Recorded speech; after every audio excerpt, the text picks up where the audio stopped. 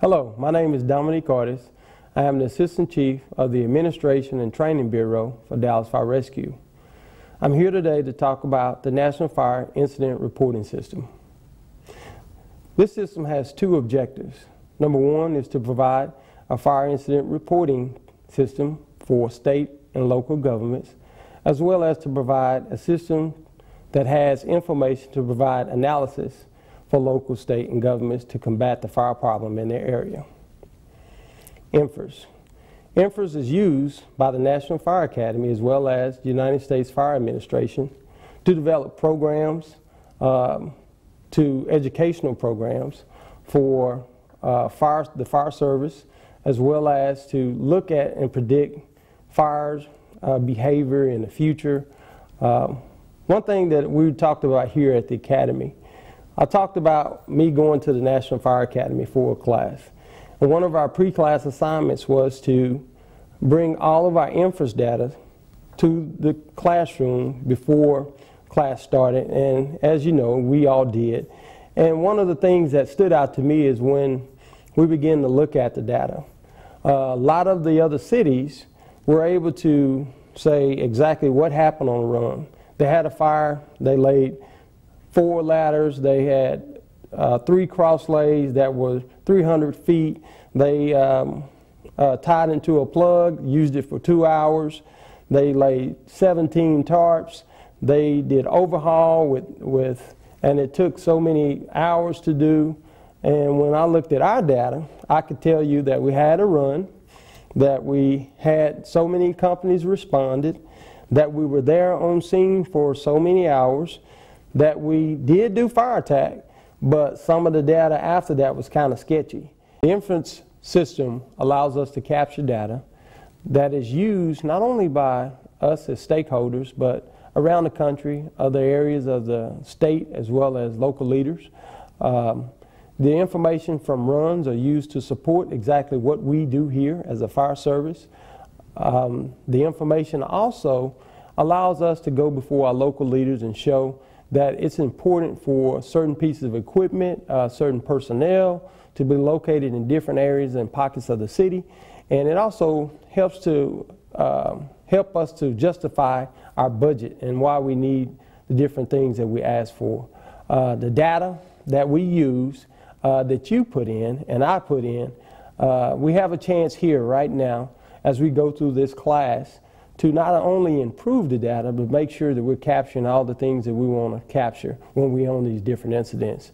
It's important that as we go forward from here, that we realize that this is just not busy work, that it's important that whatever is shown or whatever we do on those particular incidents, that we record it so for later use, not only for us, but for other cities. Other cities look at our data, other fire departments look at our data, to be supportive of the fire service to combat the fire problem that's seen all around the country. The information is very valuable, not only for us, but it's valuable for our local leaders, as well as the city council, as well as the state, to show exactly what is happening in their particular states. So as we go to this new class, this gives us an opportunity to not only do better at what we're doing, but also to show a true depiction of what exactly is happening out in our streets. It helps us to predict for future use as well as what's happening now. And it also provides the statistical data that we need to be able to show what is happening in the city of Dallas and at Dallas Fire Rescue. So I encourage you as you go through this class to make sure that you learn exactly the new system. I hope it's more easier for the user. I hope that you understand exactly how and what it is that we're trying to get out of this program, and that you're able to utilize it to the best of your ability for Dallas Fire Rescue and for yourself. Thank you. I'm Cowden, your CAD and NFIRS coordinator. Early in 2016, we began taking a hard look at our compliance with the National Fire and Incident Reporting System. In short, we weren't compliant. Among the many problems, the two that stood out most was an overall lack of training and any real understanding of what the National Fire Incident Reporting System is and what it does for the fire service, the department, and us as firefighter paramedics. Another problem was the terrible performance of the current software. In this presentation, I will work to remedy these issues as we familiarize ourselves with new ESO web-based NFIRS solution. Emergency Technologies Incorporated no longer exists. The current software, servers, and interface are way past the end of life. ESO bought ETI and has worked hard to support DFR in our use of the Visual Fire platform. In 2016, they offered to move the department to their new web-based NFIRS solution. The new program can be accessed from any web-enabled device, and multiple members can connect at the same time so that they can complete their portions of the report. Before we move into the program, think about your answer to this question. What do we even do, NFIRS? Keep that answer in mind as we move forward. Some of you remember our DFIRS program from a long time ago. Like DFIRS, NFIRS allows us to document what actually occurred in an incident, who did what, and what equipment was used. Unlike DFIRS, NFIRS uses a system of national standards for coding and information formatting. Completing NFIRS documents trends in run volume, fires, and life safety hazards. This information is added to a national database. When we complete NFIRS reports, the records provide data that is not only used by DFR, but the Texas Department of Insurance, the State Fire Marshal, the NFPA, and FEMA. This is data neither CAD nor EPCR system can provide. If your answer to the question included money, that is definitely part of the answer. The data that NFIRS provides helps us justify equipment, stations, and staffing levels. The more detail we add, the more documentation we have to use when defending those things. Complete and detailed NFIRS data helps us defend against city cuts. Participating in NFIRS is necessary to be eligible for federal grants. Grants have provided us new and updated equipment, and they have provided several types of certification pay. The grants we receive were funded due to data contained in a national NFIRS database. But if your answer was just money, or just something we have to do, consider this. NFIRS protects us. NFIRS records who was at scene, what actions were taken, and what equipment was used. These reports also document details about what really happened, as well as the impacts of the emergency or service call. Think of it as an official witness statement. CAD cannot record what actually happens at a scene or what hazards we face. Providing complete and detailed reports protects us when the worst happens. It provides a means to prove an injury or death was line of duty, even when it manifests much later. NFIRS, along with our keeping up with the MDC roster system, provides an undeniable record of our exposures to hazards and dangerous incidents. Here's an example. A firefighter, along with the other 3 members of the engine company, all developed the same cancers from exposure to PCB at a transformer fire and subsequent explosion. Only the one firefighter was declared a line-of-duty death, and that was only after a long, arduous, and expensive lawsuit filed by the family. The roster system wasn't being used at the time, and the NFIRS report lacked sufficient detail to prove any of the deaths as line of duty.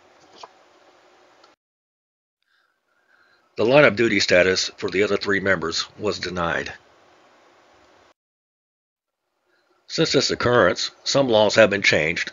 They are not retroactive, naming certain cancers as presumptive diseases for firefighter line of duty injury or death. The evidence used to push these bills through came from the National Fire Incident Reporting System. It comes down to this. We are all adults.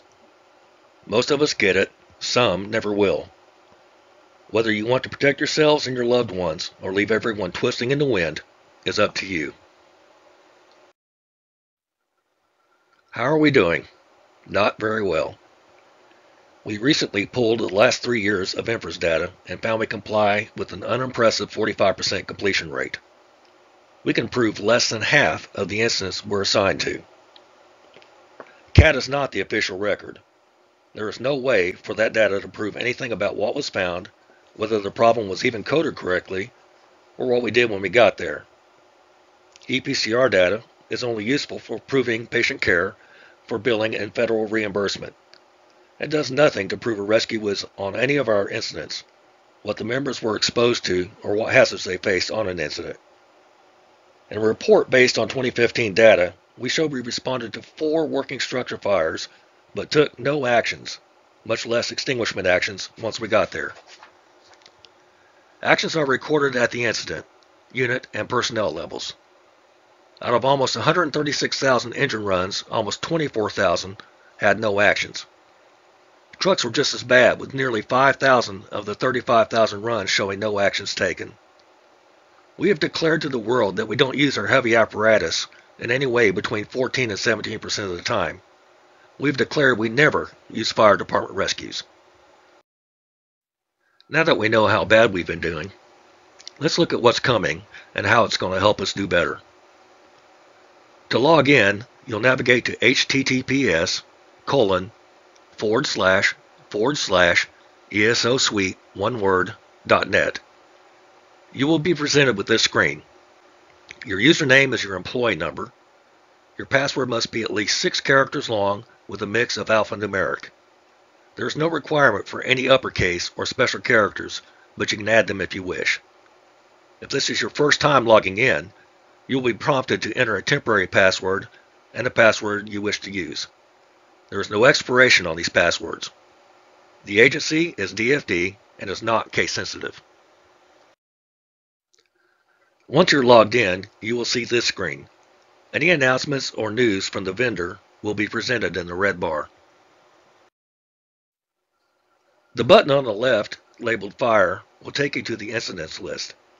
Other buttons may be available based on your assigned roles. If there is any NFIRS-related news that the department wishes you to see, it will appear in the messages frame. We will be adding quick links that will take you to resources such as a FAQ page on the IDS. They will be added here. This is an entirely new experience. While NFIRS hasn't changed, the way we will be entering them has. The incident list shows all incidents from CAD for the last 30 days. There is no need to initiate runs anymore. By the way, that date range may be expanded or narrowed based on your needs. Finding incidents is easy using either the quick or custom filters. There is no longer a basic 1 and basic 2, there's just basic. Mandatory fields are easy to identify. There are easy-to-use text boxes for entering incidents and unit narratives. Have a bunch of rookies riding out? Don't worry, you can add an unlimited number of members. Validation errors are tracked and presented in a completely new way. They are easy to find, navigate to, and correct.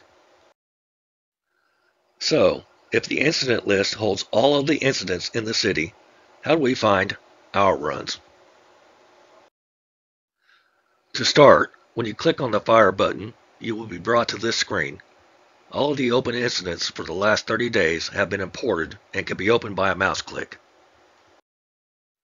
The quick filters won't help you find your runs as much as help sort the open, draft, or closed, locked runs. A chief or other interested party may use it for a quick sort to find unfinished runs. Keep in mind that if you have narrowed your search with a bunch of custom parameters, and then for some reason click on the quick filters, you will lose all of that work. Quick filters are really a high-level sorting tool and will not normally be of any real help in locating your runs. Using the custom filters, your search returns can be narrowed easily using any number of conditions. Many filters present lists that support multiple selections. Say for instance that you are wanting to see all of the open runs for Station 43 from April 10th to the 15th. First, narrow the date range and then use the Add Filter button and select Unit as your filter. Tabbing over to the next field, or clicking on it, will allow you to access a list of all the apparatus we have in our NFIRS database. You can scroll down the list to find and select Engine, Truck, and Rescue 43, or you can quickly find them by typing Engine 43 in the search field and checking it, then repeat for the Truck and Rescue. You hit OK, then OK again on the Filters page. Now you will only see runs that one of Station 43's units ran on. You may also select just a single unit. You can search by district and or shift, but remember, CAD does not track and cannot export either district or shift. Using those filters will only return runs that someone has edited and completed one or both of those fields.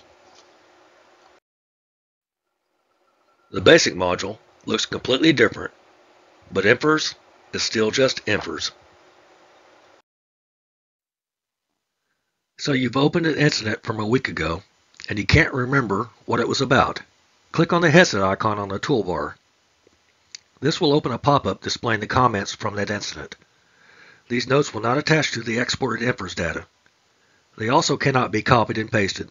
These safeguards are to ensure compliance with CGIS and HIPAA regulations. Looking around the basic module will help us understand how this program handles our data entry throughout. The red toolbar across the top is how you navigate between modules. The white modules are active. The gray modules are inactive and cannot be accessed, and their information cannot be entered incorrectly. If for some reason the import is not complete, pressing the CAD button will allow the latest CAD data to be imported. You can navigate between sections of the module quickly and easily using the menu on the left. Otherwise, you can simply tab through the fields until you get to the next section. Blue lines to the right of any field indicate that there is a selection list or action available. Required fields have a red label and a red box with the word required in it. Once that parameter is satisfied, the label returns to a normal color and the red box disappears. Most fields accept typing. If you don't remember a code, start typing a keyword you know that is in the description, and you will be presented a narrowed list of compatible choices. In the Unit Reports module, you can search for personnel the same way. You'll find the same technique can be used on any number of module fields throughout the report. Unit Reports is where we enter our apparatus, personnel, and what we do on scene. Historically, we, as a whole, have been grossly negligent in our entries here. After this explanation, feel free to pause the video to study this chart more closely. We will be making it available as part of our FAQ page. This is a basic chart of how NFIRS report data is related. The basic is the overview of the global incident data. Regardless of the incident type, this information will be needed. The other modules such as fire, arson, wildfire, etc. add depth to the report but are still considered global in that they define the incident, effects, and impacts of the incident overall. The unit and personnel reports do not affect the nature of an incident. They exist inside of an NFIRS report and document which units responded, what personnel were staffing those units, and what actions were taken by the units as a whole and the personnel individually. The NFIRS 5 standards require either the unit or personnel reports be completed. We do both. The good news is the units assigned with their times and the personnel that are staffing those units are automatically imported. In the unit reports view, you can see the times, personnel, unit actions, and the unit's narrative. Any blue wording means it is a link. For instance, you see that a member has one action. Click on the View link and all of those specifics will be displayed. The same applies if you're viewing the Units tab and want to quickly check the accuracy of the personnel list at a glance. Click the View link to the right of the personnel count. What confuses a lot of people when they first see this interface is a red box showing the primary role under the unit name. They're going along, filling out the engine's medical assist call, and get to the Unit Reports module and see a glaring red box with suppression in it. Every fire apparatus is assigned a primary role in NFIRS based on its usual application and has no bearing on how it is used at the scene. When you open a unit report for editing, you can quickly navigate through the various sections using the left menu, just like we saw in the basic module. At least one action will be required for each apparatus assigned. When adding an action, you can select from the list, but that is tedious. Try typing a keyword if you don't know the code, and you'll be presented only the options that have that keyword in it. If you do know the code, type it, and the one choice will now be available for selection. Once you see your choice, click on it, and then click OK. We get canceled prior to arrival all the time. We still need to account for the apparatus and personnel. After all, we did use the apparatus, and the personnel did respond. In the Unit Report Time section, there are two options. Select the radio button Cancel prior to arrival, and the other option is to enter a 93 Cancel prior to arrival as an action. Then there are the wave-offs. A wave-off is when you pull up, hit the on-location key, and just as you are getting out, 660 calls and says you may disregard. Or, as you're pulling up and after you hit the on-location key, the rescue or DPD gives you the high sign and off you go.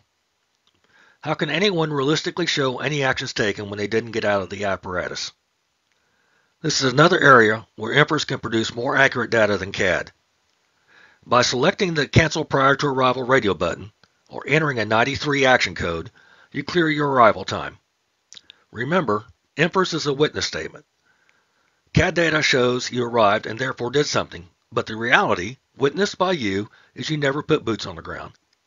The basic incident data retains the first arrival time, so there won't be any issues when performing CAD reconciliations. When viewing the Units tab inside the Unit Reports module, you'll have a listing of each apparatus and summary data like the personnel and action counts. Clicking on the links is a quick way to verify the details such as who was on the roster. There is a menu that's to the right of each of the unit listings, but tread lightly, this menu has a landmine in it. You have the option of opening a unit's report for editing, but there is also a delete option. Do not use this. It is never okay to delete an apparatus from an incident.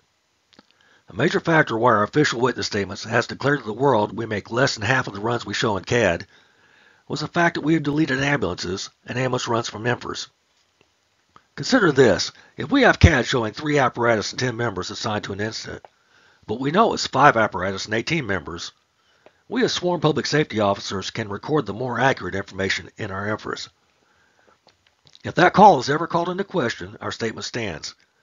It does, and has historically worked the other way. When we delete a rescue from an incident, we have submitted a statement that we witnessed they were never assigned and never showed up. When we, and this does happen frequently, go before the City Council and are asking for rescues, and the one council member pulls our NFIRS data and shows we never used the one we have, it will be a hard-fought battle at the very least. The same applies to grants. We have hobbled our people who have to scratch and claw for every penny of funding. We are working with ESO to get this removed, but in the meantime, do not delete units. Standardized codes and information formatting can only go so far in documenting what we do and what we are facing. Narratives can paint a picture of what was involved in the incident. There are 2 opportunities to elaborate on an incident through narratives. The incident narrative inside the basic module is like a narrative entry we are familiar with in the Visual Fire program. This is where details and descriptions about what we are facing can be described. Now, neither narrative is a validation issue, and truthfully, they're not beneficial the vast majority of the time. But in our structure fire reports, or any incident where anything is outside of the norm, a detailed narrative is vital. Let's think about that transformer fire again. Had the narrative for the NFIRS described how the transformer had fallen, was burning, and then exploded, do you think any of those line-of-duty denials would stand? It's the officer's responsibility to ensure that the personnel list is complete and accurate. This can be done quickly while in the Units tab of the Unit Reports module by simply clicking on the View link beside the personnel count. Let's say a unit responds, and you know this, but CAD does not export that data, and you can't bring it in by using the CAD button. Adding a unit is easy. Under the Units tab in the Unit Reports module, click Add Unit. Select the unit or units you need to add, and then click OK. Now you can open the added units and complete the times, personnel, and actions. The reality is, if you're having to add a unit, the times, personnel, and actions will require manual entry. The incident report from visiting that browser may provide a lot of the details. You are not responsible for another unit's completion of their NFIRS. That's between them, their BC, and deputy. That said, if you happen to be working on your own incident and notice that a responding unit that was there is not importing, take the 10 seconds required to add the unit to the incident so that they can at least find that they owe a report.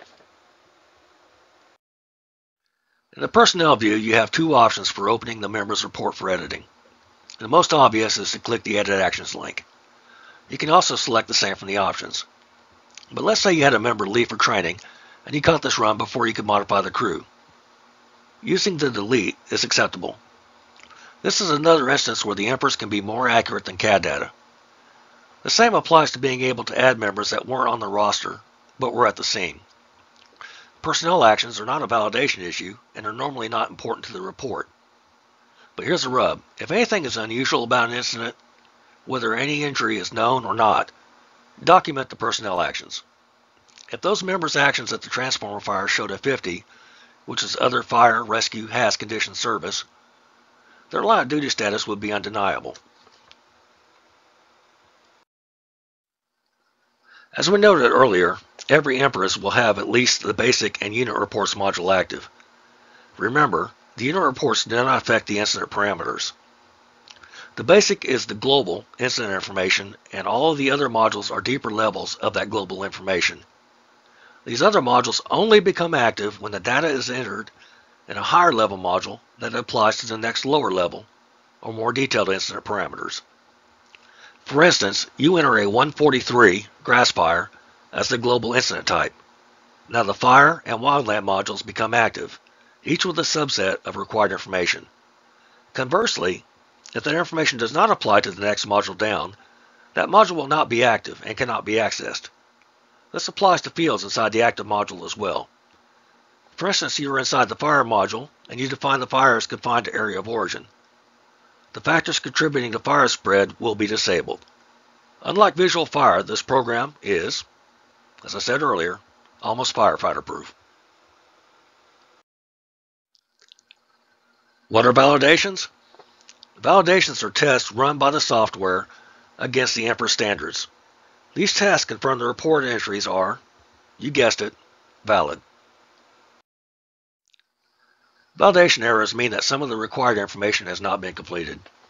Again, this is where a new program makes all of our lives so much easier. The outstanding validation count is displayed in the white square at the top right. As you progress through the report and complete the required fields, you will notice that number dropping. The NFIRS cannot be locked for export unless all validation errors are satisfied, and it may not be obvious where they are. Clicking on that square presents the user with a list of errors and where they are in the incident report. But it gets better. Clicking on an item takes you to that field for easy correction. You can repeat this as many times as you need until you have 0 errors. Incorrectly numbered exposures were another problem area we identified that was causing multiple NFIRS submissions to be rejected by the state. Truthfully, without the training, the whole exposure issue was not easily understood in visual fire. Exposures means the same thing in NFIRS that it means to us as firefighters. Another property or material is affected that was not the original. Adding an exposure is easy. Simply click the down arrow at the top beside the incident number and then click Add Exposure. All the common incident data is copied over: the incident number, the incident times, and the unit reports. However, you are protected from accidentally adding an exposure. The original validation errors have to be satisfied before an exposure can be added.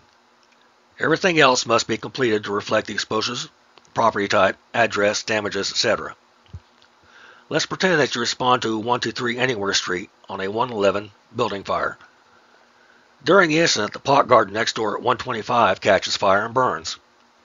You add the exposure, enter the new address and the incident type, 171 cultivated grain or crop fire, and go on from there. Unfortunately, there's no NFIRS actions for standing downwind. The terminology for preparing reports for submission is new with this system. Locking a report simply means that it's closed for further editing and is available for export to the state. Any NFIRS can be unlocked if needed for updating. When a report is locked, it is read as eligible for export when the system scans our data. If after the system has exported a report, and the report gets unlocked for editing and then relocked, the system will see that report as a new report and export it again. The state, when they receive the new export, will overwrite the previous entry with the new one. Locking a report is only available after all the validation errors have been satisfied. The export process is automatic and only the system can export. An incomplete or incorrect report cannot be exported accidentally. Every member will be an NFIRS user and can edit, search, and view reports either locked or unlocked. Drivers, since they write up as well as officers, can lock reports. Field support personnel, BCs, and their command techs can unlock reports. These role definitions help ensure an accountability for submitted NFIRS.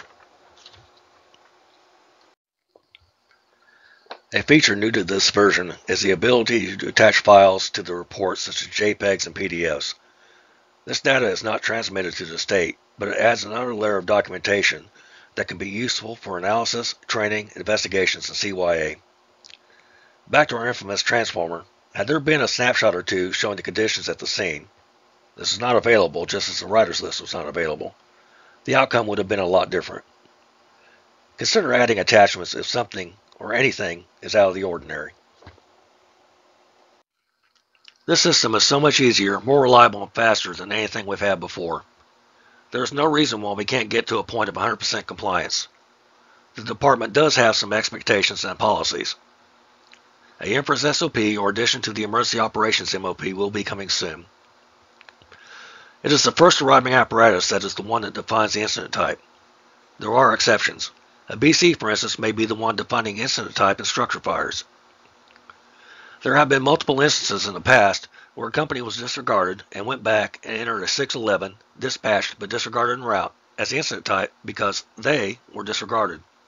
The problem is that trashed the NFIRS for the 5 companies that did respond. Do not delete units. Just don't. Anytime a report is accessed, it leaves footprints, so make sure you get it right. Station officers are, and always have been, ultimately responsible for the completion and accuracy of NFIRS. The system comes with powerful analytics. Data trends are easy to track, as are the companies, districts, and shifts behind them.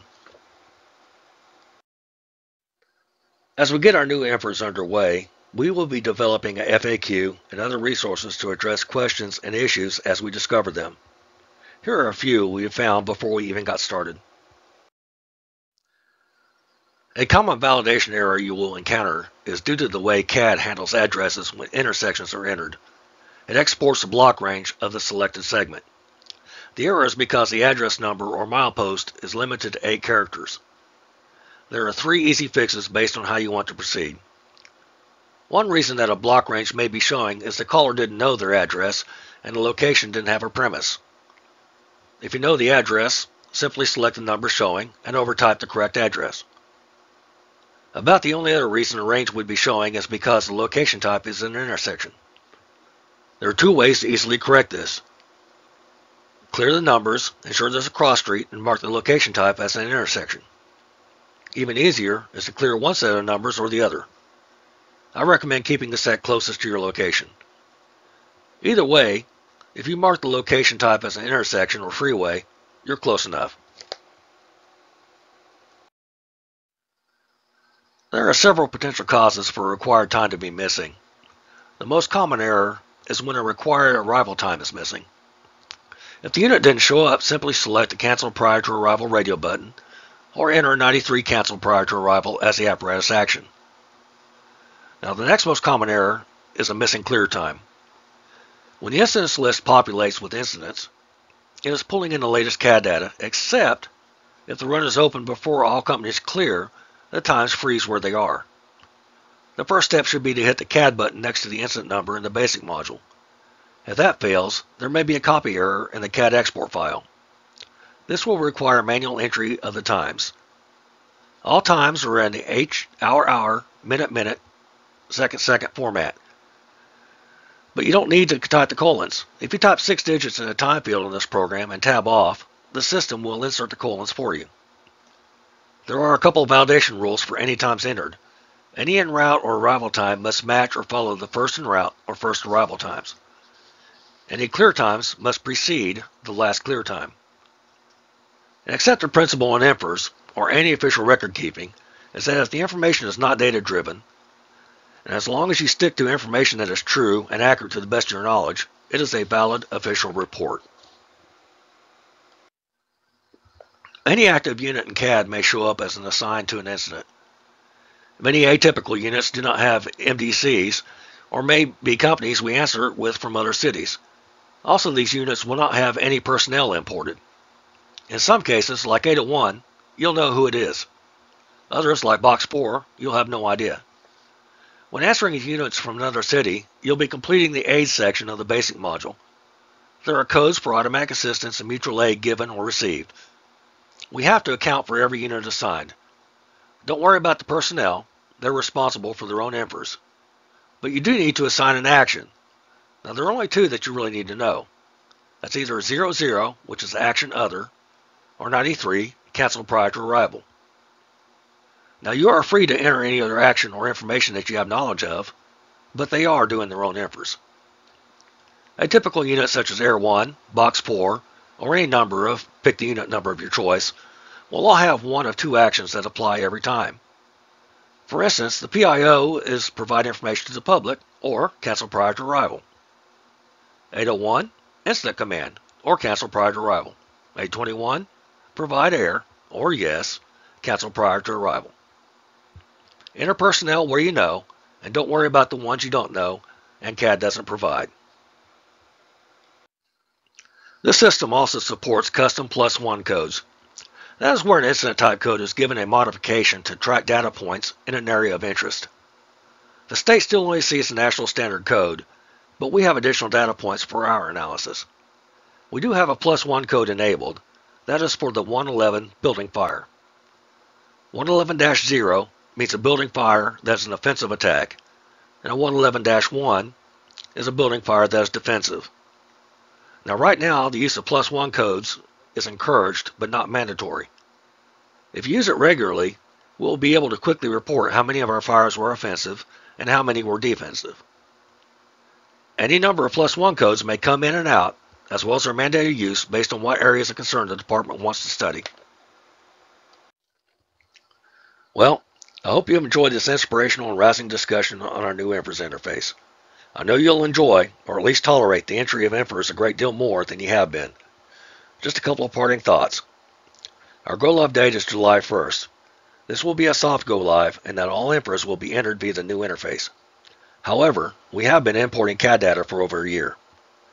That first month, companies may go in and enter as many past NFIRS as they are behind on. You may go back as far as you can accomplish without neglecting your current reports. After that month, we may opt to clear all unfinished reports and start fresh. Each BC will select 2 members from their district and shift to attend additional training as field support personnel. They will have the rights to add people to NFIRS personnel, as well as reset passwords and unlock reports for further editing. Any questions beyond their capability will need to be directed to the DFR CAD team. If you encounter any common questions, issues, or hints, please submit those to the DFR CAD team so that we can address them and add them to our FAQ resource. Thank you.